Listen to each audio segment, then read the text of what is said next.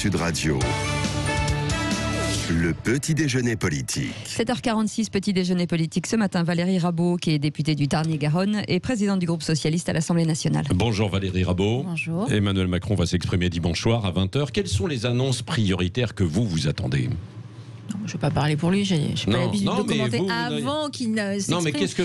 Non, mais ce qui est sûr, c'est que ce qu'on voit aujourd'hui, c'est qu'il y a une non-reprise de l'activité économique. En tout cas, pas suffisamment pour faire en sorte qu'on ne plonge pas comme ce qui a été annoncé.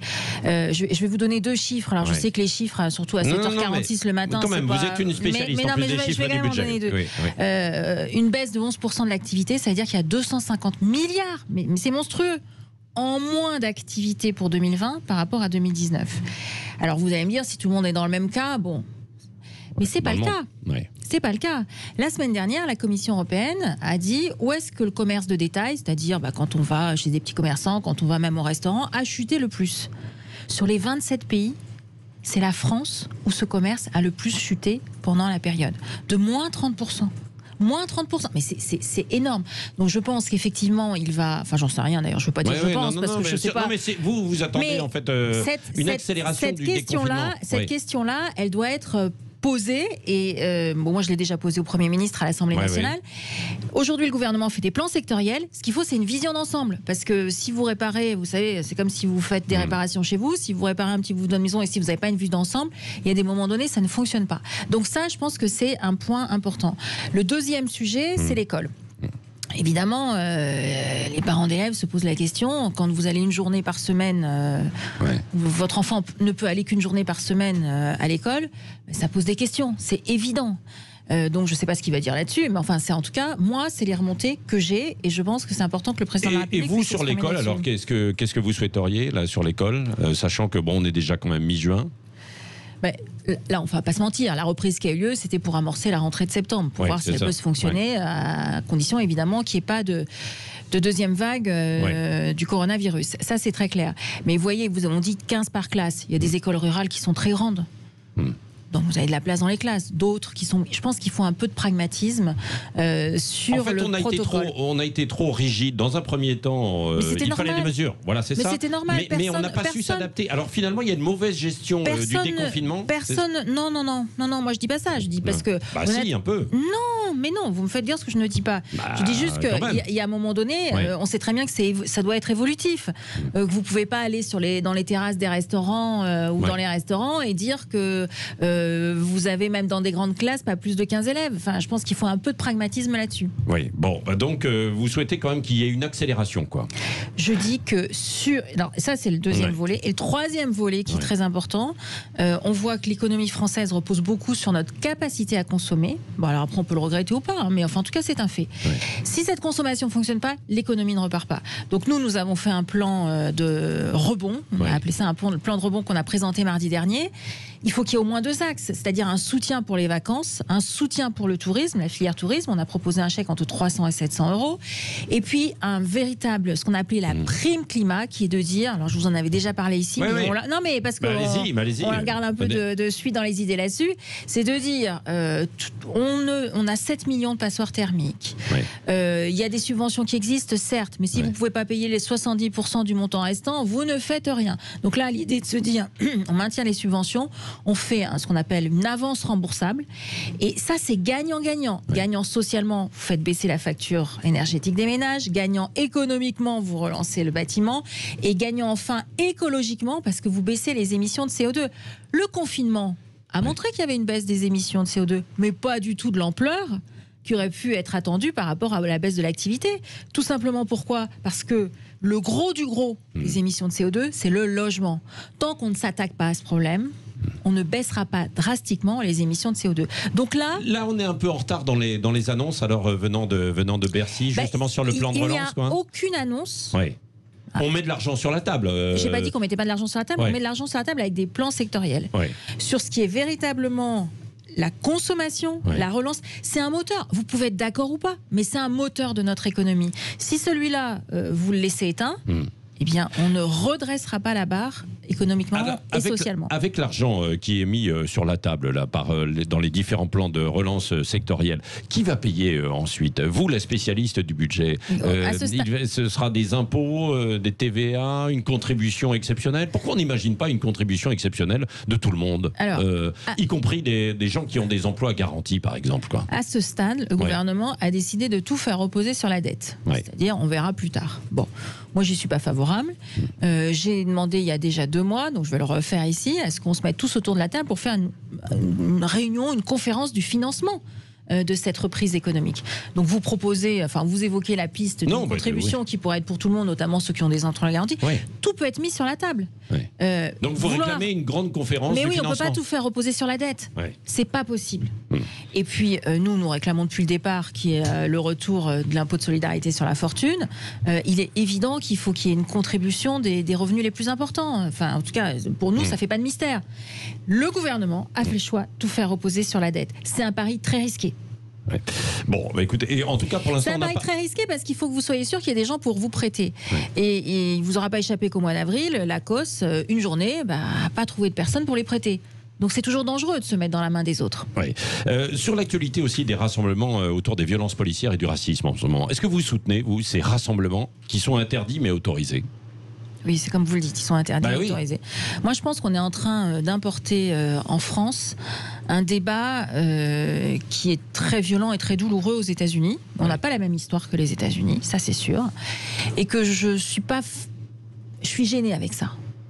Le fait qu'on importe ce débat, évidemment, ce qui s'est passé aux États-Unis, les images, le racisme sont épouvantables. Et le racisme est épouvantable. Mais là, moi, je ne souhaiterais pas qu'on importe le débat des États-Unis en France. Je ne dirais pas qu'il ne nous concerne pas, mais ce n'est pas tout à fait notre histoire. Mais il y a une certaine gauche qui emboîte le pas un peu. Hein, oui, elle a le droit, mais... Elle a le droit, mais c'est dangereux, c'est ce que vous dites. Mais ce n'est pas ma gauche à moi. Voilà. Donc, en revanche, que la République, parce que la République qui existe depuis la Révolution, c'est vraiment l'égalité entre tous les citoyens. À chaque fois qu'il y a un dérapage, d'où qu'il vienne, il doit être condamné très fortement. Et si ce dérapage vient d'une institution qui incarne la République, eh bien effectivement, on doit être exemplaire. Donc, sur ces principes, les principes de la Révolution, ils n'ont pas bougé. Et je pense que... l'universalisme républicain que l'on prône certains à gauche, mais aussi à droite, est-ce que finalement ça ne marche pas pour disent d'autres donc... Ça marche, il y a toujours des cas où il y a des dérapages, mais ça ne veut pas dire que cet universalisme n'existe pas, bien au contraire. Et ça ne veut pas dire que c'est pas notre valeur, et ça ne veut pas dire que c'est pas le fondement de notre République. Donc il ne faut pas aller surtout vers une société racisée. Moi, je suis pas pour une société racisée. On vous dit celui-là il est comme ci, celle-là elle est comme ça. Non, c'est pas notre. Mais quand on a fait de la discrimination positive, on a fait un pas vers ça quand même, non?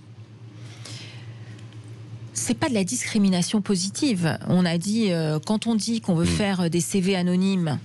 Ou est-ce que la discrimination positive? Là, vous mettez tout le monde sur le même plan. C'est pas tout à fait pareil. Vous dites, s'il y a un processus qui ne donne pas ses chances à tout le monde, on le corrige. Ça, c'est très bien, parce que, au contraire, vous vous inscrivez dans l'universalisme.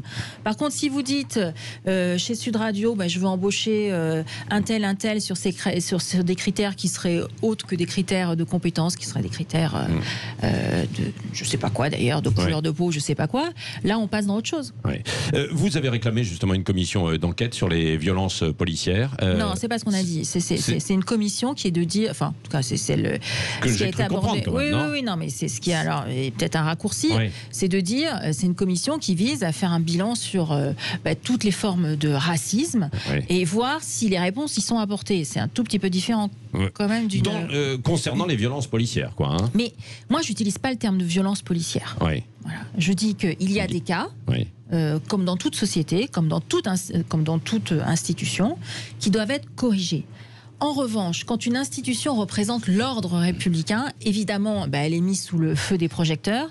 Et là, il doit y avoir des réponses en son sein pour que ça ne se reproduise pas. Mais vouloir jeter l'opprobre sur toute une institution parce qu'il y a des cas, et qui existent comme partout, comme partout. Je pense Olivier que c'est dangereux. Le patron du PS a dit qu'il y avait une rupture de confiance entre les citoyens et la police. C'est pas ce qui ressort de certaines enquêtes quand même. Non, mais il n'y a pas de... Vous savez, moi je me souviens des policiers en 2015 quand il y a eu les attentats. Ouais. On les a tous applaudis. Alors je sais bien que l'opinion peut varier au fil de l'eau, mais ce qui est sûr, c'est que je pense que l'exemple doit être montré à la tête de l'État. C'est-à-dire avoir des principes qui sont très clairs, avoir le respect de la justice et les faire appliquer. Et pas changer de position au gré du vent et au gré des évolutions d'humeur. Syndicats... Et là, c'est pas tout à fait le cas. Oui, alors les syndicats... me permettrait de dire que c'est pas tout à fait le cas. Les syndicats de police vont être reçus justement aujourd'hui et demain. Donc ils n'auront plus droit visiblement à la technique d'étranglement où on prise par le cou. Ils pourraient réutiliser le taser. C'est une bonne chose, ça, ou pas ?